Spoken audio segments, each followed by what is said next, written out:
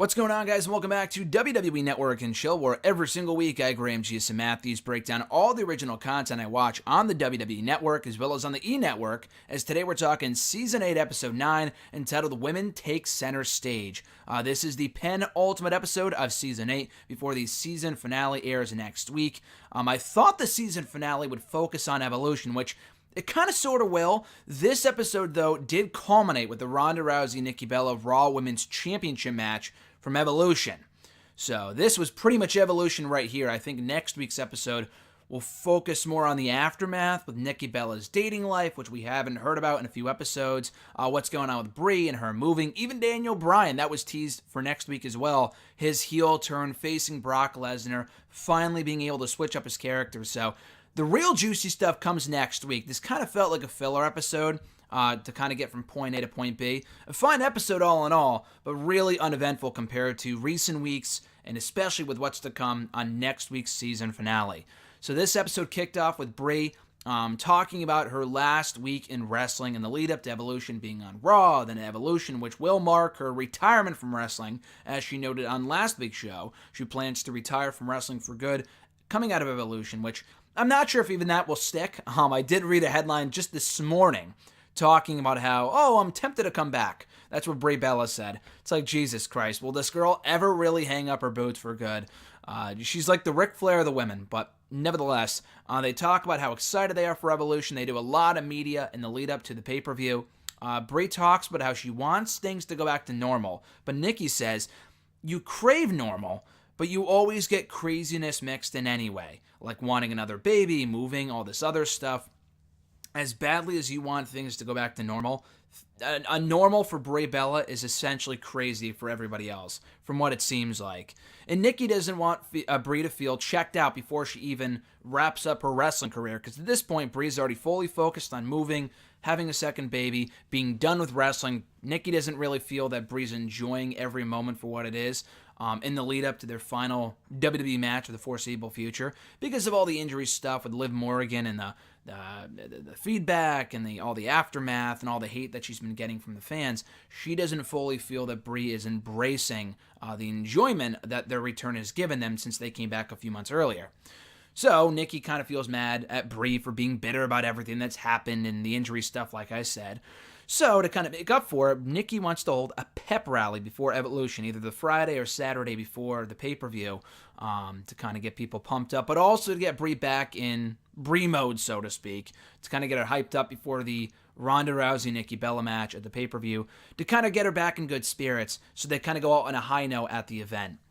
So Brie, she talks about how this is driving her crazy, because Brie's more the type of person that would rather do the media, do what she has to do before going back to her hotel and watching Netflix. That's her ideal week before this wild week that is Evolution week. Nikki doesn't really have that exact same mindset. Nikki would rather change how Brie feels about her comeback through this pep rally, which Brie isn't all that high on initially. Brie talks about with the family how she's nervous about Nikki's neck, the same way that, Johnny Ace, John Laurinaitis, had hurt his throat many, many years earlier. So Brie's kind of nervous about Nikki's neck and if it's going to hold up against Ronda Rousey. And they talk about, they kind of segue from that to John Laurinaitis' voice. And they talk about how they've never actually heard Johnny Ace's real voice before. They've only heard how his voice has been for the last 20, 30 years.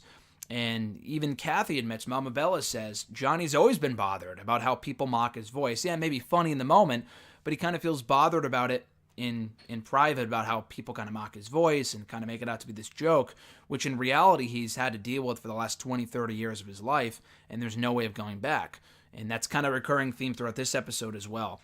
So Nikki, with this Bella-lution, this pep rally, she wants to honor the Bella Army, which is such a fucking dumb phrase, but that's what they call their fan base. They each their own. They want to go all out with it, so they meet up with these cheerleaders in Central Park who kind of put together this, act of sorts for the pep rally, to go all out for this thing, to make it as special as possible. And as a result, they really want to make it feel special, get people hyped up for the pay-per-view, and like I said earlier, to get Brie more excited about their final match for the foreseeable future. Brie, also talking with the family, talks about Johnny's original voice, and she found a bunch of videos of John Laurinaitis' original voice. And she must have found them on the network or something, maybe on YouTube or Dailymotion, because I looked it up myself coming off the preview for this episode last week, and I couldn't find anything. But you can hear promos from John Laurinaitis from his time in WWE, not WWE, excuse me, WCW, from years ago, when he was doing the whole, not the Dude Busters, that's some other tag team from years ago. I forgot what their tag team name was. The Dynamic Dudes. I think that was the gimmick that he was doing in WCW when he still had his normal voice. And she shows Brian Johnny's original voice, and he's like, wow, that's pretty crazy. And they want to show Johnny these videos, and obviously he knows what his voice used to sound like, because that was fucking him, obviously. But Kathy's like, I don't really know if that's a good idea, because I'm not really sure how he'll react. Will he be bothered by it? Will he feel bullied? Will he feel bad about it? You know, like, Brie doesn't really exactly see it that way, but Kathy does, and Kathy has a better head on her shoulders, at least in this situation. So they attend an autograph signing, Brie and Nikki do, ahead of Evolution. Kind of meet fans, do media, blah, blah, blah, all the usual stuff. Meanwhile, Brie and Lauren, right before Evolution, go out and have a mommy's night out, as they called it. Drinking and all this other stuff, kind of having last hurrah before, Lauren already has her second kid, and she hasn't been out in a while, but Brie is, her second child is on the way. Not officially yet. She's obviously not pregnant as of now, but she wants to have that second baby and wants to go out, doing all type of crazy shit, Brie mode, all this other shit. And also, while they're there, they seek out advice from other couples about how they balance everything between being parents and being themselves and being able to enjoy themselves. So they kind of get the best of both worlds there. They hold the pep rally. It goes off without a hitch. Goes off really, really, really well. Meanwhile, Brie at the pep rally shares her story about being bullied and the botching and being called the botched Bella and all this other stuff, and how she's kind of overcome adversity and it's helped other people to feel inspired by them as well, so other people can relate to it. Everyone loves it. The whole fan base goes crazy. Whatever. They arrive at Evolution that Sunday. Everyone's feeling like that WrestleMania vibe and that it's such a big night. And it ended up being a really great show, to be honest. The build wasn't there. The hype wasn't really there. But this ended up being a really, really, really good show. So right before the event, Nikki trains with Natalya to kind of get her 2 cents. And she knows Ronda Rousey really well, obviously. So she asks Natalya, like, hey, what do you think I should do for the match? Should I do an abdominal stretch? All this other stuff. To kind of get a feel for what she should do, for like the nitty gritty of the match. Like each, like, not like the big spots, but like every move. Like, what should I do during this point of the match? What should I do during this point of the match? To kind of make it, obviously, the best match they can possibly put together. Nikki, as she said many, many times before here on the show, she desperately wants to deliver, and she doesn't want to fail the other women by putting on like a subpar performance. It didn't really help, which they didn't talk about here, that they went on after Becky and Charlotte, who had a fucking killer last woman standing match on that show. That was really the main event of that Evolution. It was a phenomenal match. I mean, Nikki and Ronda didn't have a bad match. Quite honestly, it was probably the best Nikki Bella match I've ever seen. By no means amazing, but Becky and Charlotte really should have been the main event. And they had to have known that going in, that Becky and Charlotte, given their chemistry, how well they work together, that they were going to have the match of the night. I think a lot of people expected that. It was easily the better feud. Ronda and Nikki, to no fault of their own, should not have gone on last. But I understood what they were going for. Nikki's a huge name, at least in terms of WWE women. Obviously, Ronda Rousey is a huge name, so they went with the big headliners ahead of the better wrestlers. But they didn't really talk about that here. It's not like their match suffered as a result. They still put together a pretty good match.